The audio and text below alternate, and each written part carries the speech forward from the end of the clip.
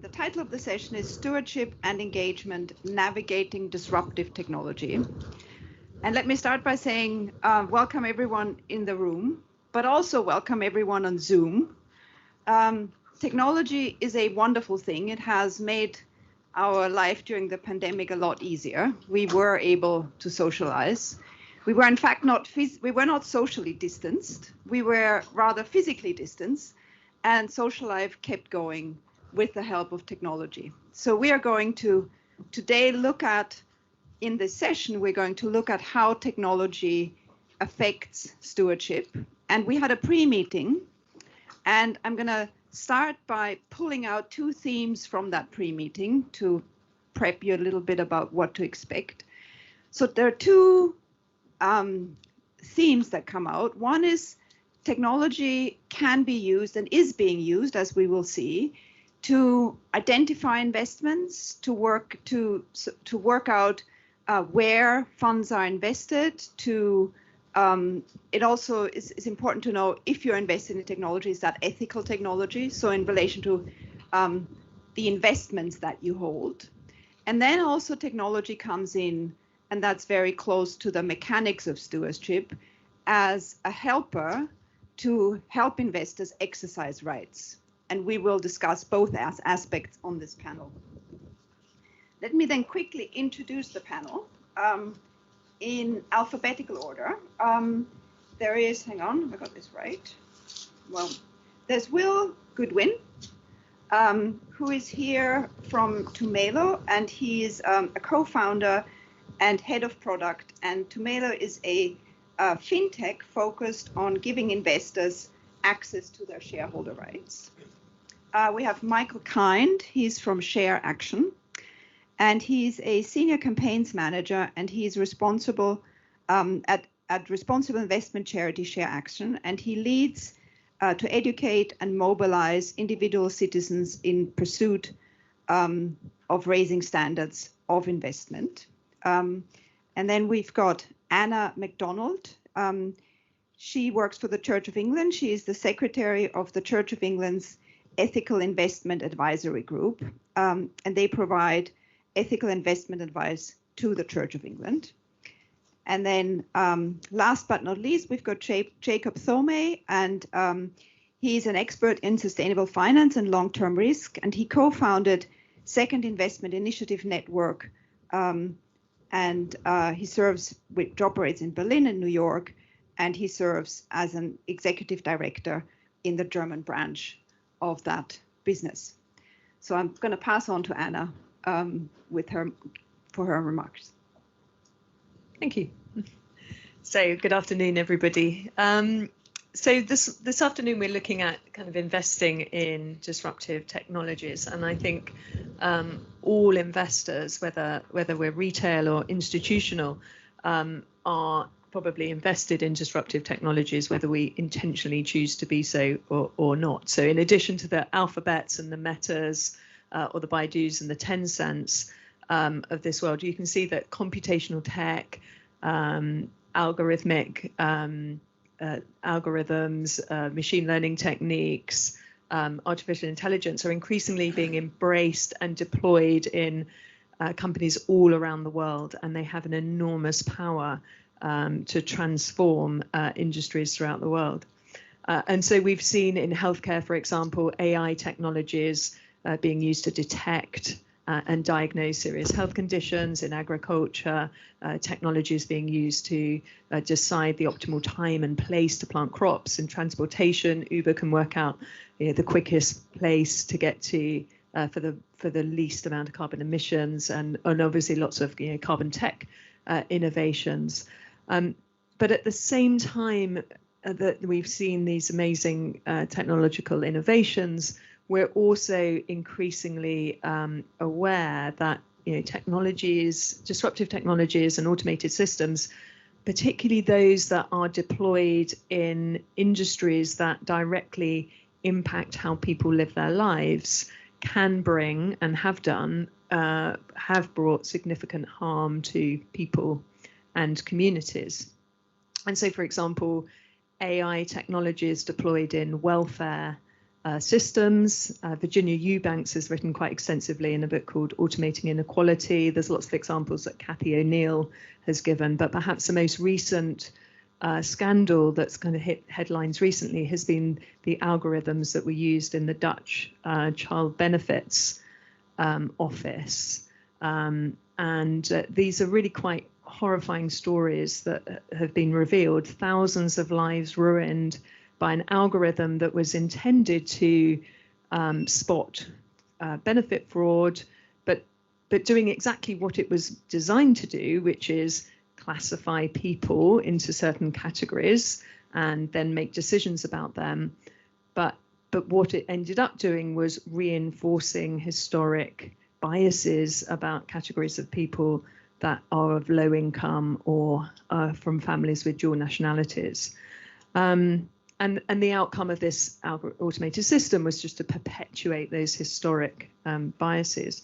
And we've seen algorithms used in social media, algorithms to curate content or to recommend products.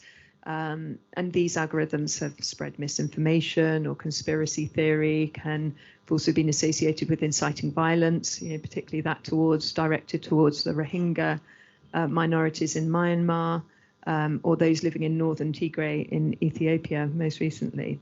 So AI, disruptive technologies, they can be used in welfare, policing decisions. They're also used in employment. And some of you may know Christine Chow at HSBC has written a recent white paper on the use of automated systems in HR and employment law. The key thing really to remember is that when we reduce human beings and the complexity, all of the complexity of human beings and our uniqueness into a kind of set of numbers or a categorization or statistics, that needs to be done with extreme sensitivity and extreme caution. And so we have this kind of great kind of dilemma. We've got the great hope of the transformative power of tech, but also this real need and concern to ensure that we understand the systemic risks associated with deploying kind of disruptive technologies. Now, obviously, for us as investors, this is important. For us at the Church of England, it's extremely important. We at the Church of England, our investing bodies, deliberately invest in line with Christian theology, and specifically in line with our Anglican beliefs and values. And we've got a long tradition of investing for the long-term good, of considering environmental and social and governance factors. But alongside the stewardship considerations and the stewardship codes and the regulatory regimes that we operate in, we look to scripture, we look to Christian tradition and reason to help guide our investment decisions. Now, historically, rather than kind of cherry picking an individual biblical verse, thou shalt not steal or love thy neighbor, we have a bigger picture approach to Christian theology. And to be extremely reductionist, and I'm getting a bit nervous if there are any theologians in the room because they will accuse me of being extremely reductionist, but I can give you 4 theological principles and make sure that I'm not, the theologians don't get too cross. But there are 4 basic Christian theological principles that guide all of our words and actions in the church, and therefore also all the words and actions of the church's investments. And these are, number 1 is human flourishing. And that's that we believe all humans should flourish. And that means individually, humans have a irremovable dignity that must be protected and respected. But it also means flourishing in relationship. We are, as humans, we form relationships with each other. And whatever serves those relationships helps us to flourish. So that's 1, human flourishing. Number 2 is standing with the vulnerable. And the Bible consistently teaches that God is concerned for those who are hurting, for those on the fringes of society, those who are marginalized, those who are excluded from power. Number 3 is we feel we are called to care for creation. We want to safeguard the beauty and creativity of the planet that we live in. And our final one is serve the common good. We live in communities and our lives are structured by those organizations and institutions that constitute those communities, and it's those communities that's the common good. And we want to see businesses exist that serve that common good. So over the past few years, we have done a lot of thinking about how we can steward our investments in disruptive technologies in line with these theological principles of human flourishing and standing with the marginalized and caring for creation and serving the common good. So, for example, what does it look like for humans to flourish in a tech-enabled world? Do humans have the freedom to flourish? Do they have the freedom to search for truth? Do they have the freedom to make decisions rather than be nudged into potentially addictive behaviors or be classified into certain categories that might be generic but not completely accurate? The mass collection, analysis, and use of data about people, whether that's where they work, where they studied, what they like to do, who they like to socialize with, what they think, what they look like. All of this has a transformatory power, but it also, as we spoke of earlier, if you're basing decisions on those sorts of categories, it needs to be done with extreme sensitivity. And so any industry that is using data, collecting data, analyzing it, using it, deploying automated systems needs to do so in a way where it is responsible and it understands the impacts that it may have. Now, disruptive technology is obviously by definition disruptive, and regulation around the world is massively catching up, and we've seen lots of regulation in the EU, in the DMA, in the DSA, AI Act in the EU. We're seeing the online safety bill come in the UK.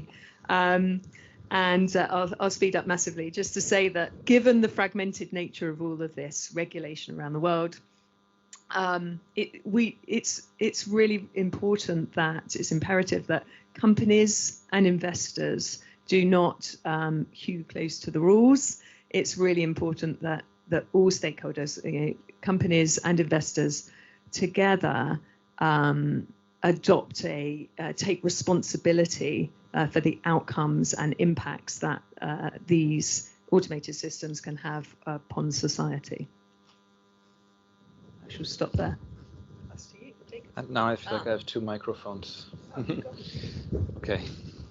God forbid. Hi, everyone. My name is Jakob Thomä. I'm the Executive Director at the 2 Degrees Investing Initiative. It's really nice to be here today. And I already remarked over lunch that the previous panel was probably the best one I've been in a long time. And so I hope we can live up to that level.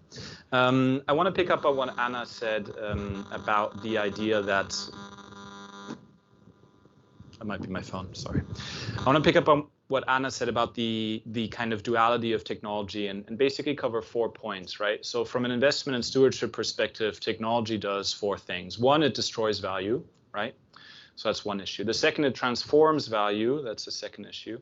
The third is that it helps us inform. It informs the investors about the world that we're investing in, and it can help empower. And I'm going to try and briefly tell that journey across those 4 points. And when we get to empower, then I'll pass over to Tumelo to talk a little bit about how they see that angle. So how does it destroy value? We've already seen some of the social value, but obviously I work a lot on climate change, and that's where it becomes very apparent, because at the end of the day, climate change is a technology problem. The reason we're able to create global warming is because we have the technological means to exploit the planet's resources the way we do. And that creates incredible uncertainty because the nature of that destruction is unprecedented. And so we don't know as investors, or investors don't know how to approach that uncertainty. Just to give you one example. So often when we think, one of the issues in climate change are so-called tipping points, right? So we have the reversal of the Gulf Stream, or the melting of the Antarctic, or methane in Siberia, or the Amazon rainforest. So the 2% kind of extreme percentile of tipping points basically means that the social cost of carbon is 350% higher than it is under a base case. That's a dramatic difference, right? Now, 2% doesn't sound like a lot per se. That means when you run your life 50 times, one of those 50 times is going to be basically borderline uninhabitable, if not uninhabitable future, right? And that's the current, it's not if we're talking here about This is just one of the probabilities based on a base case warming scenario of around 3 degrees at the moment, right? These aren't kind of extreme events necessarily. So it's one way that we talk about technology destroying value and how it can affect investment. So the second thing is obviously it transforms value, and often we think here about renewables, but just to give you again one other anecdote in the world from climate change. So if you take, there's a set of technologies that we don't think about in the low carbon transition typically. Artificial intelligence has been mentioned, shared economy. There are things related to nanotechnology, quantum computing. You just take all these things together and look at all the different studies about the climate impact of those non-climate technologies. That's the equivalent in terms of destroying oil demand as all the climate technologies. So all the non-climate breakthrough technologies can have the same effect as what the International Energy Agency says the climate technologies will have over the next 20, 25 years. So again, now we're dealing really with dramatic uncertainty because investors are already struggling to wrap their head around renewables and what's happening in the oil markets and all these things we don't often think about. They can have the equivalent effect. Now, of course, those are very rebound effects and so on. But again, this is where technology transforms. This is where uncertainty comes into play. But this session today isn't just about investing. Generally, we're interested in stewardship and engagement. And this is where two areas of technology are really interesting in how they inform investment decisions. And the first one, as I said, is informing, and the other one is empowering. So if it just comes to questions of informing, again, two very brief examples. So one of the areas of informing is obviously the transformation of risk models that we're seeing at the moment and how they move away from these binary stress tests to one of the projects we're doing now with the supervisor, who's really running several hundreds of thousands of climate simulations as part of a financial analysis. So obviously these kind of Monte Carlo simulations are not that new, but the computing power and the modeling power we have right now really allows us to deal with uncertainty in a dramatically different way. The traditional question of a stress test is, are you going to be solvent under this future? Are you going to be able to survive this financial shock, right? The new types of questions in this uncertain world is under how many futures do you survive, right? And that's because of the ability, that's one, the technology brings that uncertainty into the analysis, but the other piece is that models allow us to be more intelligent about how we engage with that. And the other piece around informing is informing people about what is actually going on, being more granular about what their investments look like. So last year we launched this platform called My Fair Money, and it's live now in the UK, in France, and in Germany. Obviously in France it's called the My Fair Money. That's a bad joke. And we have different names. Anyway, in the UK it's called My Fair Money, myfairmoney.com. And this is really designed to help retail investors understand what's in their funds and how they can translate their sustainability objectives into investment decisions, right? And what's really interesting about this process is that it really obviously informs retail investors in a really interesting way. And there are certain, I mean, this isn't rocket science what we're doing, but I don't think a platform like that would have necessarily been possible 5, 6, 7 years ago. But the other thing is it's also just this ability to talk to each other. So one of the examples that we find really often on this platform is that investors who also go on this platform complain, it says here my fund has animal testing, and that's not true, right? And then we look into the fund and we go, well, you have medical animal testing in the fund, and I think that still qualifies animal testing. Then the investor goes, look, I'm a SRI investor. Medical animal testing is a good thing because we're helping develop medication, and that's great. That's good for humanity. So this is a good ethical thing to do. But obviously the problem is the typical retail investor who cares about animal testing is probably, to not be too stereotypical, a vegan investor, and they don't care. They don't care about the medical, the nuance, the ESG justification. They don't want to invest in animal testing. And whether you think they're right or wrong, that's their investment objective. And so the suitability of the fund is not given when you invest in medical animal testing. And I think that kind of granularity is really starting to transform the debate from, oh, you're a retail investor who wants to do sustainability. Here's an ESG fund, or here's an ex-fossil fuel fund, to something that really brings the granularity of their objectives to the fore. And that comes in a lot of different areas. That comes in the area of animal testing. It comes in the area of ex-fossil free. Does a 10% threshold where a company with less than 10% coal qualify as not having fossil fuels, which is a threshold in many funds? Does a retail investor accept that threshold? Or do they say, when it says ex-fossil free on the tin, when it says I don't drink alcohol, it doesn't mean Sundays I get an off day, right? It means I don't invest in fossil fuels and I never drink alcohol. So that's really important. And maybe just one final note, and then I'll leave you to talk about how technology can empower retail investors, is related to now I lost my train of thought as I was transitioning. I was so happy about my transition, and that's probably a sign that I should stop talking and transition to you. It was a good transition at the expense of my last thought. But anyway, that's my input for now.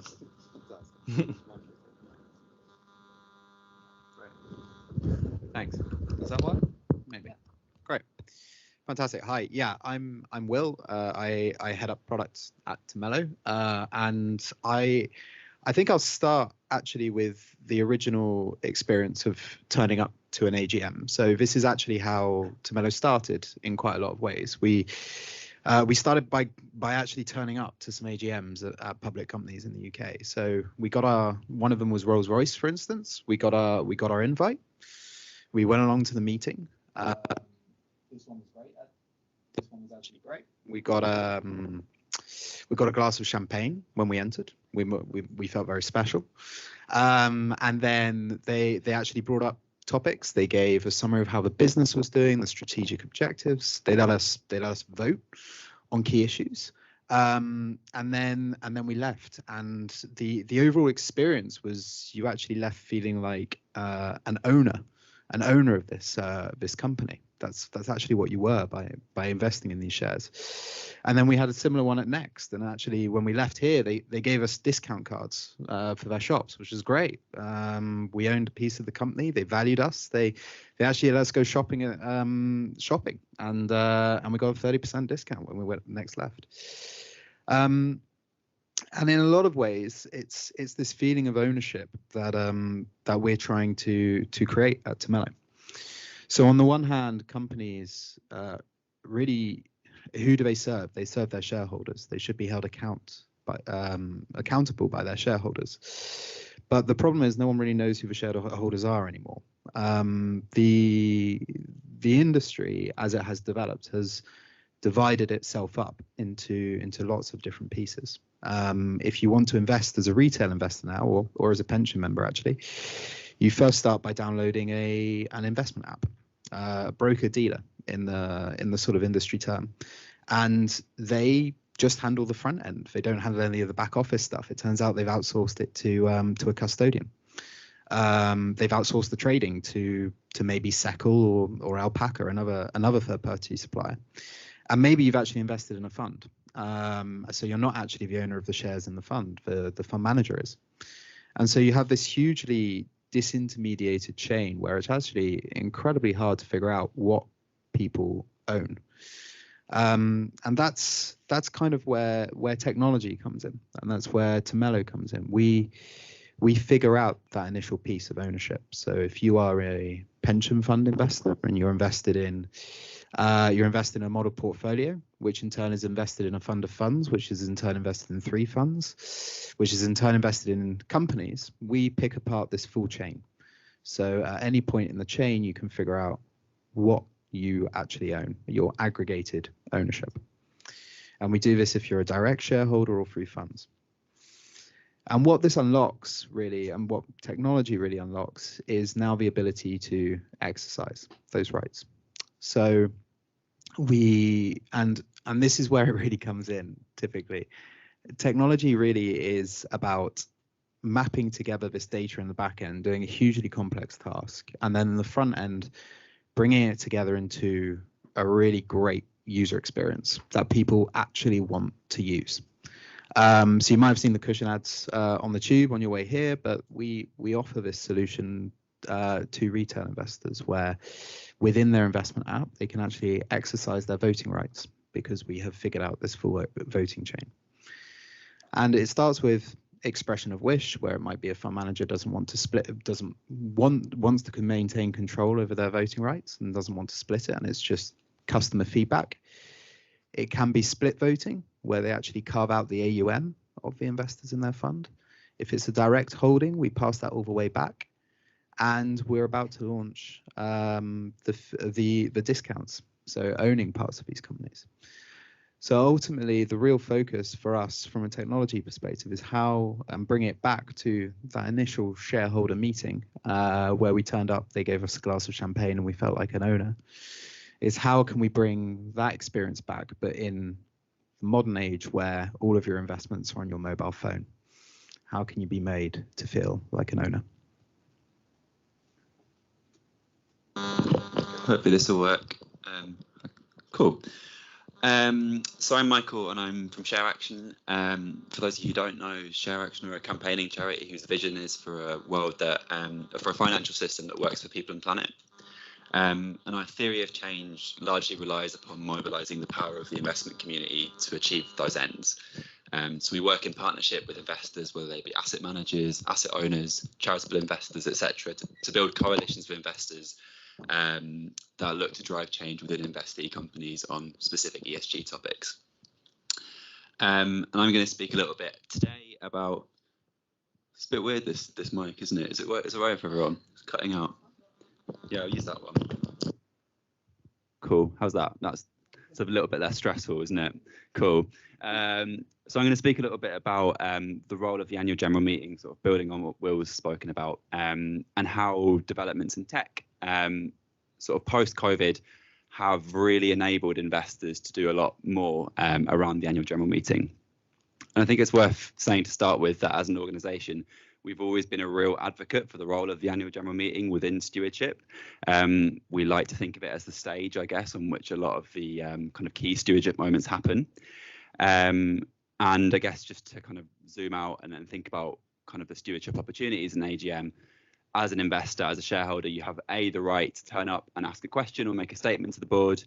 You have the opportunity to file shareholder resolutions in advance of the AGM that get voted on, and you can vote on sort of standing resolutions and other kind of resolutions that have been filed by other shareholders. And I'm going to focus on the kind of first two there and how tech's enabled investors to do more kind of on the kind of asking questions point, but on the filing resolutions point.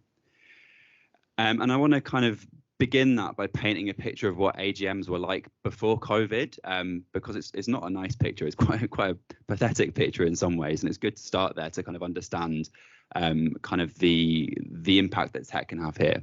So if you went to a corporate AGM before COVID, like if you went to like a big hitter like Barclays or HSBC, you're guaranteed it's a slightly different experience. But for most FTSE 100 AGMs, there is like literally no one there apart from the board and maybe a couple of like retail shareholders who are like, we joke that they're there for the free lunch, and often they are. And they're really short. There's very few institutional investors, if any, present. And there's very rarely, across the board in the UK at least, any shareholder resolutions that have been put to the board on ESG issues. And that's a big shame because the AGM is a massive opportunity in lots of ways. Like if you're an investor turning up trying to engage with a company, it's probably the one chance you have in the year to engage with the entire company of a board. If you have an engagement meeting, it's likely to be maybe, I don't know, like someone from the board and then operational staff. You're kind of able to interact with and listen to other shareholders and other stakeholders who might have gained access to the AGM to kind of understand their take on the kind of salient ESG issues. And ultimately, within the kind of entire engagement and stewardship process, the AGM through voting is where like legally binding decisions are made that actually really impact what happens in a company in the future. So it's a shame that kind of investors weren't taking up that opportunity. And kind of as an organization, we've always really believed in the power of AGMs, like I've said, and I think we've evidenced how you can use AGMs to affect change and drive change in investee companies. So as I said, we build these coalitions of investors, and there's an example, which is our Good Work coalition, which brings together 40 institutional investors, asset owners, asset managers who really care about work and understand that, say, paying a living wage to your staff is going to be good for the company in the long run. When we started going to AGMs to ask questions and make statements, and this in 2011, only 3 of the FTSE 100 were paying the real living wage to their staff. That's now up to 50. We can't claim all of that because there's a whole range of civil society organisations working on that issue. But we have been told again and again that our presence at AGMs has really put it on the agenda, kept it on the agenda, and sort of helped build momentum. So we were really excited over the course of the pandemic to see AGMs begin to move online and see kind companies beginning to experiment with these types of technologies, because in the past, like, you had to go to London, you had to be there on a Tuesday at like 2 p.m. for 2 hours. Like, there's a reason there were very few people there. And actually, it's really kind of quite interesting to see them move to kind of either virtual meetings or hybrid meetings that combine both an in-person and virtual element, because it really broadens the opportunity for access. Like, if you're an investor and you're based in a completely different part of the world, you can suddenly turn up. So that's a really exciting development. We're kind of yet to see lots of investors taking up that opportunity, so keen to kind of keep an eye on whether that happens. But it's a really interesting development in this space that we should be really aware of. I think there's still some questions around the kind of quality of engagement you can have at a kind of through attending virtually. Like, from my experience, that if you're in the room with someone, you're often much able to have a better conversation with them. You can follow up, you can dig deep into the detail. So there's some work to be done there, but it's a really interesting development sort of over the last couple of years that could really lead to kind of better engagement practices. And then the second thing I wanted to just talk about quickly was about filing shareholder resolutions and the kind of role this can play for investors in as part of their engagement strategy. So I think right at the beginning of today, I think it was Jennifer, but I might be misquoting and I might have misremembered the name, so apologies. But I think we spoke about sort of types of engagement and like the sort of the groups that lead, the sort of groups of people that lead to engagement programs happening. So we spoke about kind of trade bodies leading engagement programs. We talked about sort of cross-transnational sort of engagement-led programs. I think what was, I think if you look at the UK context, what often happens is you have civil society-led engagement programs that happen, and especially when it comes to the filing of shareholder resolutions on ESG issues, that only happens in the UK when a civil society organisation like Share Action like leads that. And again, the kind of process of filing a shareholder resolution is one that, like, pre-COVID and still now in many ways is like incredibly not ready, has not been adapted for like technology whatsoever. And that's partly because to file a shareholder resolution in the UK, you either need 5% of the share capital of a company, good luck, or you can like get together 100 people, whether they're institutional investors or retail investors, bring them together and file a resolution. That is incredibly hard to do. When we file resolutions at Share Action, we get maybe like 10 to 15 institutional investors to file, and then have to find 80 to 85 retail investors who are willing to do that. You have to explain to them what a shareholder resolution is. You have to take them through the process of getting hold of a share. They have to fill out a whole range of complicated paperwork. It's like a 3-month-long intense campaign you have to run. It's very difficult.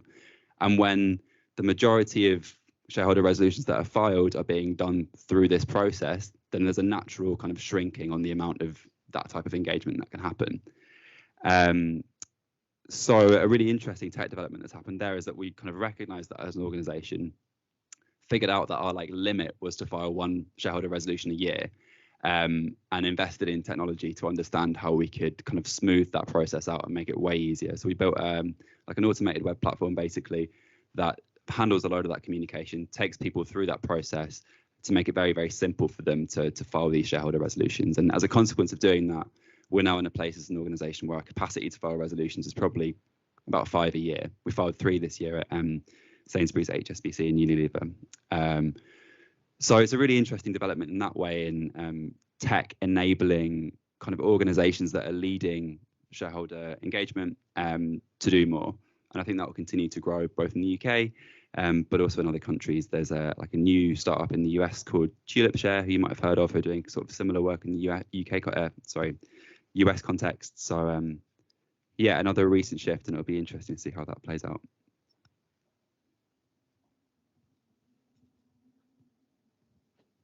Thank you, wonderful. So let me sort of continue this by pulling this together a little bit. So what we're seeing is this conference started with the observation that there's complexity and stewardship isn't simple. And I think we've seen this in this panel because there's this goal of decarbonizing.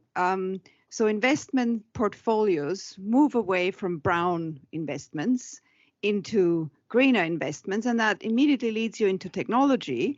At that point, another very, very deep box opens, and that's ethical investments and social problems and all of the questions that are associated with big tech and AI. So it's not straightforward to say, let's construct a portfolio in a way that is ESG compliant and done that let's move on. So there's a very big question of balancing interests. So that's very interesting, I think. And then the other point is one about who does the heavy lifting in stewardship. And it looks to me like the heavy lifting needs to be done by those in whose interests the assets are ultimately invested. And I think at that point, we have identified the weak spot of stewardship, because the ultimate asset investors and beneficiaries are retail people like you and me and our pensions. And I'd like to sort of, there's of course the possibility of overcoming our inclination maybe not to act through technology. But my question here is slightly provocative. There was a study that was done by the government, and the people who live in the UK will remember this. The government a few years ago moved away from requiring pensioners to buy an annuity when they retired. And before this was done, the FCA conducted an empirical commissioned an empirical study and asked investors' perceptions. And what came back from that study was that the majority of investors care about the tax benefits associated with their investment.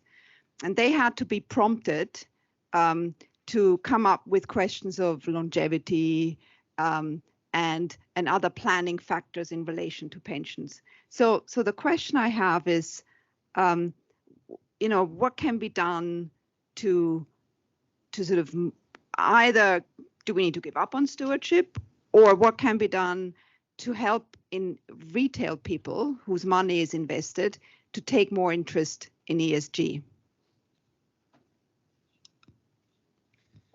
I'm sure you have thoughts as well. Why don't I start and then pass it on? So just because you mentioned the tax benefits, I think it is, we shouldn't underestimate, in fact, the role that financial sector taxes have in the regulatory framework. And I mean, just to illustrate the point, right, when we list fossil fuel subsidies in the UK, we don't consider the investment subsidy that the government gives people to invest in fossil fuel assets, basically. And I know that's not the same as subsidizing at the tank station, at the petrol station, but if you think that's several billion pounds a year that the US government forgoes in tax revenues associated with retail investors and pension funds and investing in fossil fuels. But just on the question of because your question is basically a transaction cost question, right? It's, okay, how can we get people to get out of bed to try and do this, right?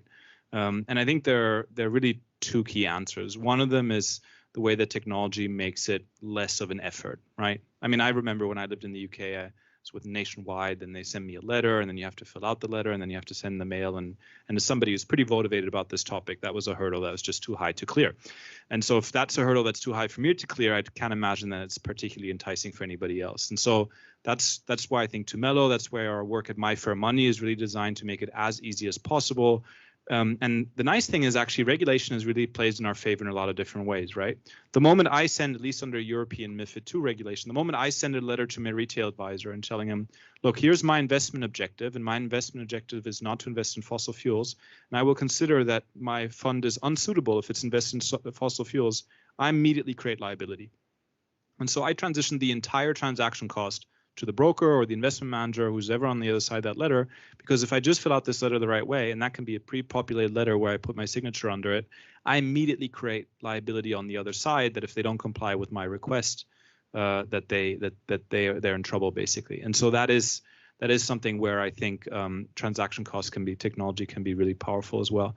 I think one other issue, and I think Anna, you touched on this as well, is a little bit how foreign this feels, how kind of abstract sometimes all these issues can seem from an ethical perspective, because you're in this kind of investment world and what's going on, and we have low financial literacy and people are already intimidated to begin with. And to be honest, I don't think many of the sustainability metrics we currently use help in getting people out of bed neither, right?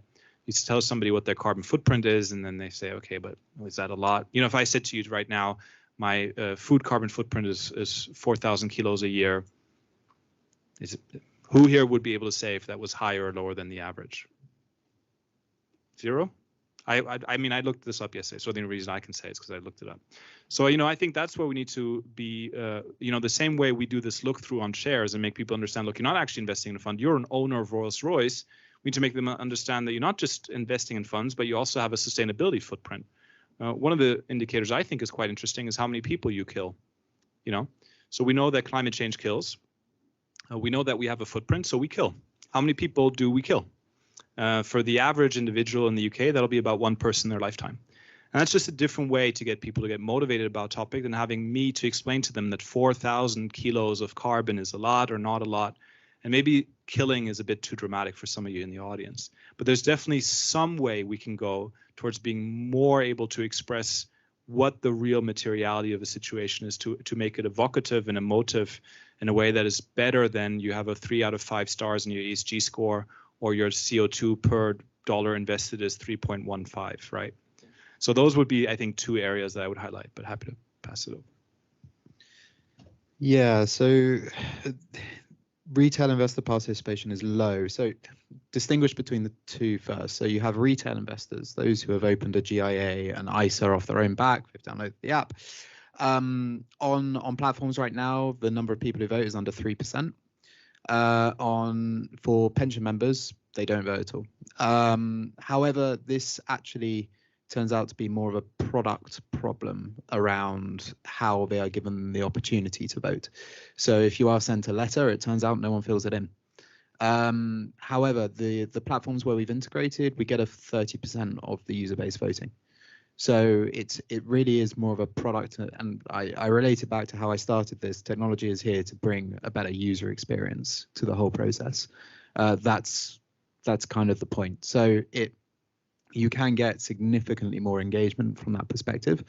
It's also down to for pension members, it's a bit trickier because there's an additional layer of intermediation with, say, trustees, asset owners in the chain.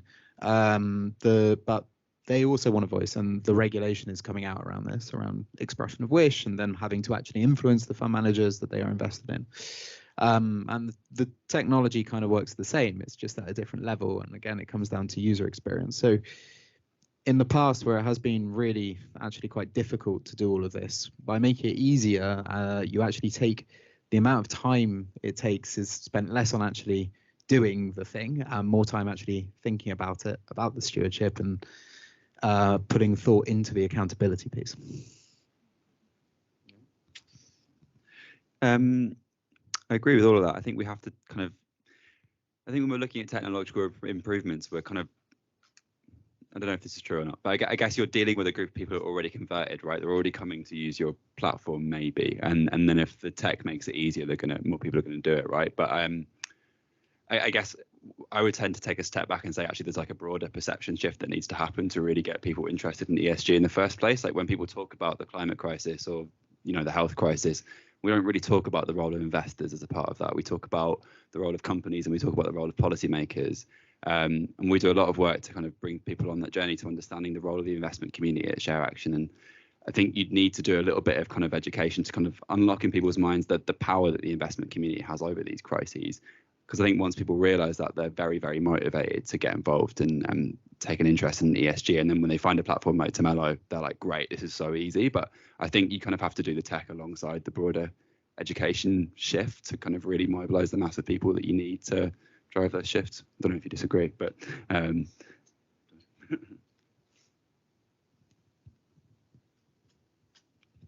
Wonderful. Thank you very much.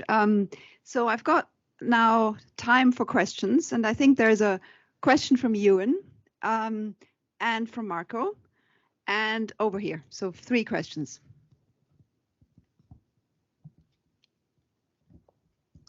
Shall I go first? Yes, please. Okay. Yes, please. Hi.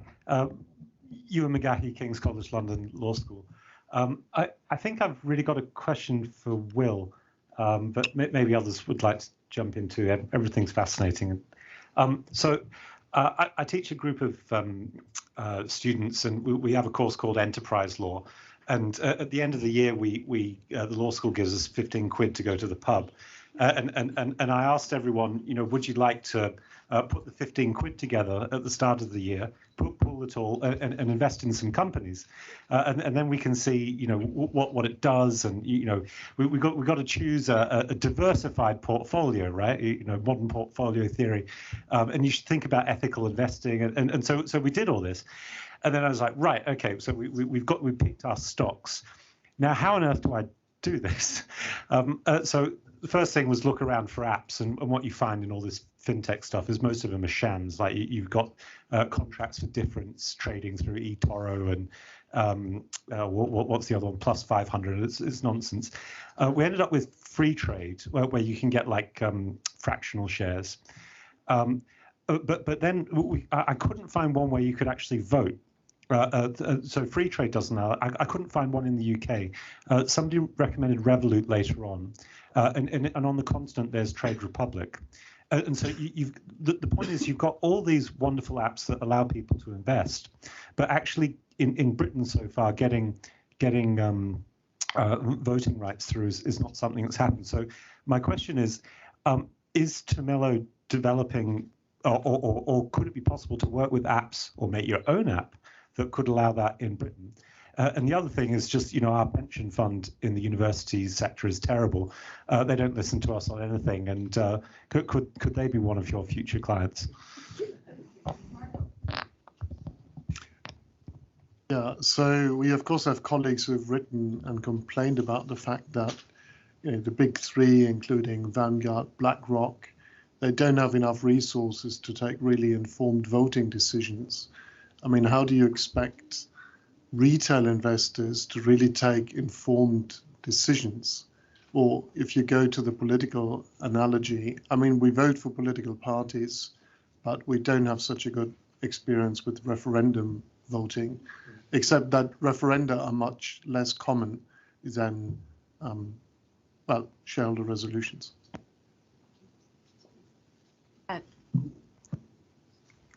Thanks. Does this work? Hi, my name is Deborah Gilshan. I'm an independent advisor on investment stewardship, and I've worked across the investment chain for 2 asset owners and an asset manager.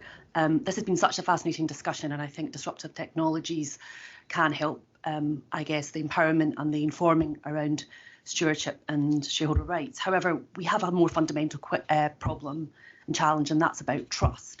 If we want retail shareholders and the general public to invest and to engage, we have a huge trust deficit in financial services. The Edinburgh Trust Barometer tells us that since 2012, financial services has been the least trusted sector, and only this year, the only other sector that was least trusted behind financial services was social media companies. And I think the role of stewardship, invisible stewardship, like annual general meeting statements and shareholder proposals, is all part of how we demonstrate the role of finance and stewarding other people's capital. And I've never quite understood the reticence amongst shareholders to use the platform of the annual general meeting. The 3 investors I've worked for always use that as a strategy. It's such an important tool. And I think one really interesting piece that could come out of today is an analysis and a debate about the annual general meeting and exercising your right as a member to turn up and ask questions. Unfortunately, the AGM is in the public domain and being debated currently for all the wrong reasons around deeply sexist comments made to the women on the board at Aviva. But I think that the role of the AGM is so vital, but we have to have a conversation about why it's not used to its full potential. Great, thank you. So who would like to? Hi, sorry. I've just received one question from the Okay, online. I'll take that. Let's answer the 3 and then Right, the next so one. we've had someone say end investors could play a positive role in engaging in systemic risks like environmental issues, but with regard to firm-specific engagement, they may make uninformative decisions which may harm stewardship decisions. How can you overcome this problem? Thanks. I think that connects well with Marco's question about how getting informed input from investors.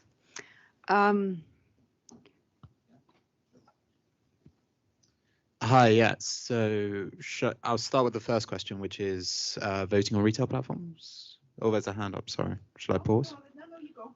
I'm just. Oh, sorry. Got you. Okay. Hand signaling. Yeah, so we started with pension platforms. We're coming for the retail ones as well at some point. So at some point this year. So that is the goal. If you want to be able to cast an expression of wish through funds, use the Cushion app. They've done a full integration. And they do a general investment account. So yeah, we're working on it.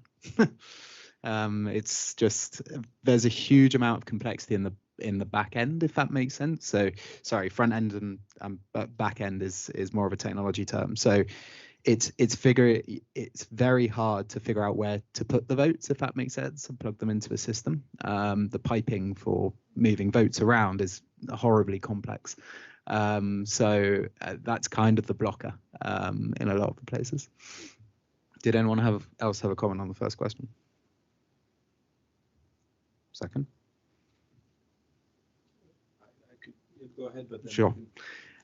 Expect people to make informed decisions.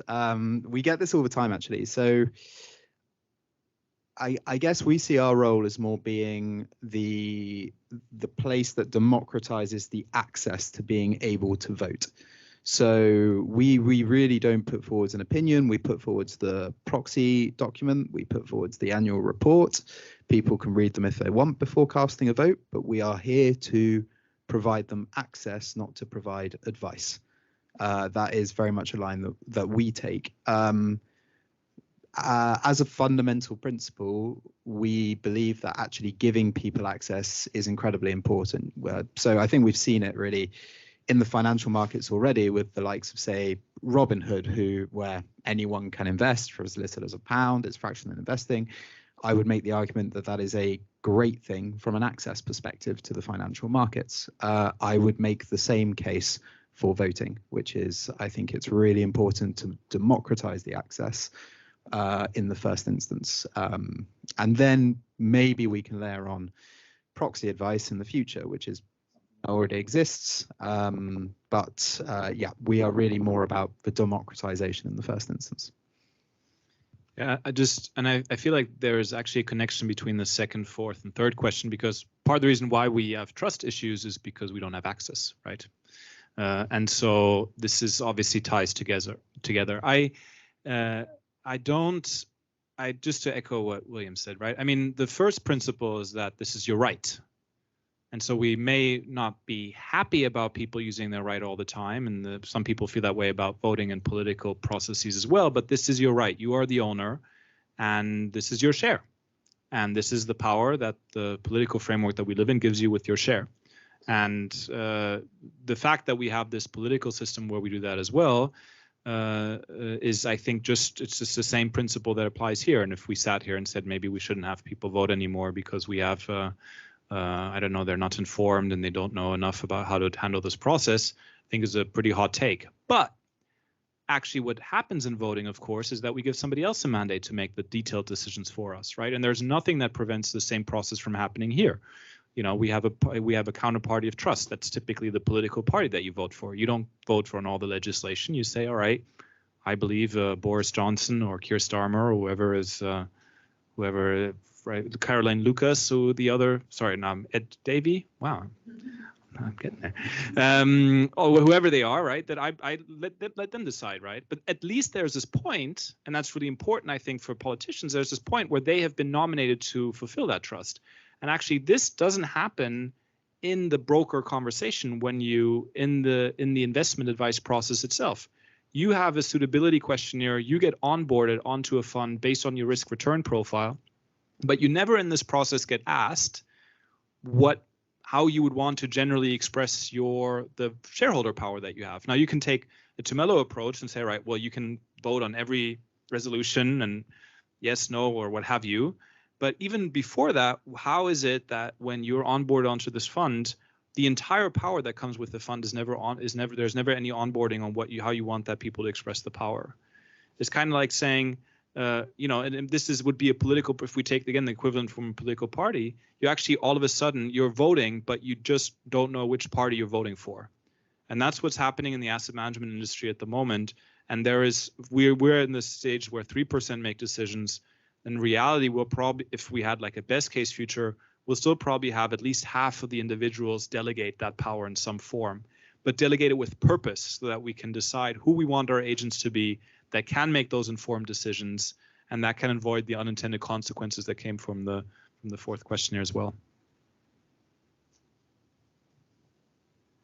Yeah, just quickly, I think what you said, Jakob, about the link between access and trust is so true. Like we, like part of what we do at Share Action is we try and educate individual citizens about the role of their money. And one of the tricky things for us to do is we're trying to convince people that investors can be, people who are like quite skeptical about the role of finance, that investors can be a force for good, right? And that like they can be really, really effective stewards.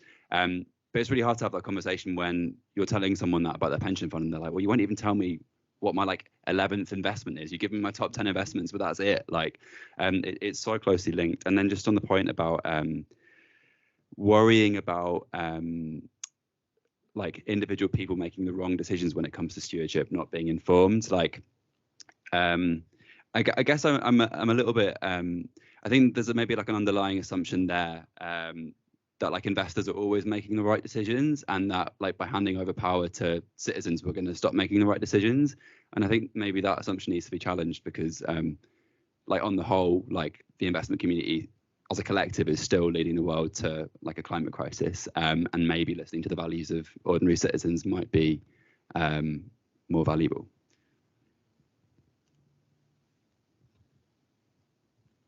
Thank you very much. So next round of questions. Yes, please. You go, yeah. Is that going to work? Yes. Yeah. Oh, great. Excellent. Working well. Okay. Yes, I'm Helen Mussell from Cardiff University and the University of Cambridge. I'm an academic. I work on the fiduciary duty actually, and what we seem to be talking about here is beneficiary apathy at the end of the day, and whether or not this is cumulative and it's learned over a long period of time. So it seems appropriate in the School of Law to ask whether or not we actually think that the legal concept of the fiduciary is actually doing the work that it needs to do. Is this a problem with the dynamic that we have between the trustee and the beneficiary? Is it time to really think it less as a duty and more as a relationship? Thank you. Thank you, Jennifer. Thank you. I have a question that I think is perhaps mainly for Michael. It's a technical question that I don't know the answer to, Michael. Just when you say you initiate 5 resolutions a year, I'm just wondering what they look like. Because of course we're talking as if, you know, shareholders can exercise these powers, but they're tightly constrained in many jurisdictions. They can't, you know, cross into managerial matters. Some jurisdictions, such as the US, permit non-binding resolutions. Other jurisdictions, like Australia, do not. So I'm just wondering what yours look like. Thank you. Great, thank you. I think we've got a question from online. So someone asked a question for William or Jakob. Can the tech revolution in this area only help individuals regain a sense of ownership, or also a sense of responsibility for their preferences, taking into account that they have been traditionally depicted as apathetic or irresponsible market actors, and that regulation will be increasingly focused on funds' obligation to integrate the members' sustainability preferences? Bit of a long one. Great, thank you. And Andrew. Yes, thank you. Andrew Stevenson, I'm Head of Engagement at Morris Sodali. In my previous life, I used to be a retail broker, so I used to see this all the time. One of the biggest problems with voting for retail investors is the cost. So a lot of the brokers will charge quite a significant amount of money to be able to vote. And also the custodial chain is very complicated because it's all held in pooled funds and it's not so clear cut most of the time. A lot of information isn't passed down from the custodians, so investors don't get access to the annual report and that sort of stuff. So a lot of retail investors tend to be apathetic because of that very reason. It's just a real problem to get that information to be able to vote. And if you hold 100 shares in Rolls-Royce, a lot of retail say, what difference am I going to make? It's 100 shares. You know, I'm not going to format any sort of change at all. So that's why you do get a lot of apathy. I just want to say that. So saying that with, I think it's William, you know, how are you going to make that an easier process? Because the costs are borne by somebody. You know, the custodians will charge for being able to vote. So how do retail investors be able to vote without, you know, free of charge? I'm quite curious about that. Great, wonderful. Final question from Sarah. Thank you. I think we've got to be very careful that we don't make up law on the hoof, because some of the things that are being discussed here are just not legal. We've got to be really, really careful that we don't mislead people. The ultimate beneficial owner is not the legal owner of shares. And the concepts between the US and the UK are vastly different. So the financial services regulation, which is taken care of by the FCA, is not company law. And so we've just got to be super duper careful about this. Because we're going to end up with people who think, oh, it's whoopee, I am a shareholder, I can vote. There's a very big difference between an expression of wish that a trustee board will make after due consultation, because back to fiduciary responsibility that the trustees have. Yeah, and just to echo what Andrew says, there are lots of vested interests in the voting chain. And having been casting electronic votes since 1996, I've met them head on. They're big, they're ugly, and we're still waiting for the Law Commission to sort out some basic things. So where are the vested interests? Well, they're there, absolutely, without a doubt. But let's be super duper careful that we don't try and put across an idea that doesn't legally exist. We're going to let people down. And I think to Deborah's point about loss of trust, we will lose people's trust if we say, this is a thing. No, we're not there yet. Law Commission's got a lot of work to do. We're not in the US. Shareholder resolutions exist because shareholders have so few rights in America as compared with Commonwealth countries. So it's a really super interesting and important debate, but we need to be really, really clear. Thank you. Wonderful. So final round from the panel.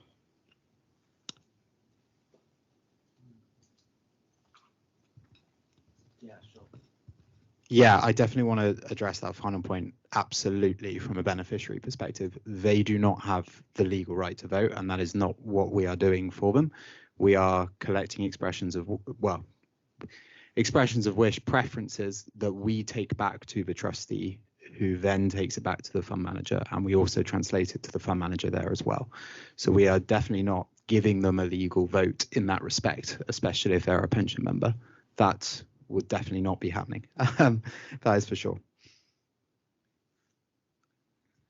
Yeah, I can take the question that was directed to me. So on the specifics of the resolutions that we file, they're all predominantly UK based. We filed our first resolution in the EU this year at Credit Suisse. But the three we filed in the UK, just as examples, were at HSBC, sort of asking them to phase out financing of fossil fuels on a timeline consistent with the goals of the Paris Agreement. At Sainsbury's, asking them to pay the living wage to all their staff. And at Unilever, asking them to set targets and improve their standards on the sale of healthy foods. So all linked to kind of aspects of company strategy. See, they would not be legitimate resolutions in Australia. Yeah, well, that's interesting. Yeah, the legislation is so different across. I mean, the filing requirements are so different. And then just to the fiduciary duty question as well, we've always thought lots about fiduciary duty and the role of this at Share Action. And I think our take on it is very much that, like, across the board, I guess the understanding of like the best interest part of fiduciary duty is what needs to change. Like, best interest is still understood on the whole, despite legal clarifications, as being about profit and about return. And I think when you consider the climate crisis, that feels a little bit absurd in some ways. So there needs to be some evaluation of that, I think. Well, it's just, I thought the exchange between William and Sarah was really interesting for a non-lawyer. So just to be super clear, so Tumelo is not a voting platform. It is a survey monkey. Is that correct? So we're moving into voting in Q4. Right now, it is, we take the preferences back to the fund manager, who take it into account when doing the legal vote. We have some signing up for split voting, but it is like preferences at this point. So it's a survey monkey. Okay, great. Thanks. Just perhaps briefly, and then hand it over to you. Fiduciary duty, obviously a big deal in the Anglo-Saxon world, so it's a little bit less my world, despite having rattled off the political leaders of the UK, which is something I need to check why I should know that. It's too much news junkie. Anyway, but I think we have this concept with the suitability concept, right, in MiFID II, which means that the suitability is defined based on your objective, and your fiduciary duty in that equivalent thinking is to comply with the investment objective of the person, which is a fancy way of saying is why you're bringing the money there. What is your goal to bring the money there, right? And that's not the same as preferences or, oh, it would be fun to invest in emerging markets or renewables. You have a goal with your money. What is the goal that you're trying to achieve? And is the goal to just maximize returns? Is the goal to maximize returns under constraint? We, for example, did a lot of focus groups with religious investors who say, I don't want to invest in alcohol, for example, or other sin stocks. It's not because I want to rid the world of alcohol necessarily, just I don't want to touch it. That's my religious perspective, and that's it. So that's where I draw the line. And so I do think that actually there is some agency here in defining what you as the person that is delegating that responsibility, if you will, what is the process and what are the terms under which you delegate? And that's what I said before, right? What are you telling your broker, or what are you telling your investment manager what you want them to do with their money? And obviously, realistically, given the underinformed public that we have when it comes to finance, you're not telling them very much, but that's where regulation is really important. That's what's happening in Europe now, that fund managers, brokers have to ask questions around these sustainability objectives. And there's actually quite a significant discussion right now whether those, independent of the fiduciary duty objective, whether those technically have to be complied with or not. And so there's different pros and cons, which we won't have time to get into today. But I do want to get, I think the question, if I understood it well, about the responsibility. And I mean, one of the key things that we're taking out of this conversation is that there are a lot of similarities between voting and political processes and voting here, right? Starting with the fact that you're voting in both cases, right? But if you think about, if you as an individual think about your footprint on this world, most people probably take voting and political processes pretty serious, right? We probably have a pretty high percentage here in the audience that votes regularly, assuming that they're citizens of countries where this is their right. But we don't, I would say, probably think about voting and investment processes, or even getting involved in this voting process independently, right, with the same diligence. But if you think about footprinting your impact, you do this every year, there's a case that there's actually a close relationship between the potential impact between the two. And going back to the misinformation problem, in the last European Parliament elections, we had, I think, 80 or 90% of voters vote for parties that signed up to the Paris Agreement. So what's the percent of shareholder resolution support to get companies to sign up to support and be aligned with the Paris Agreement, right? We're talking here in the 20 or 30 percentile. So there's a democracy gap here.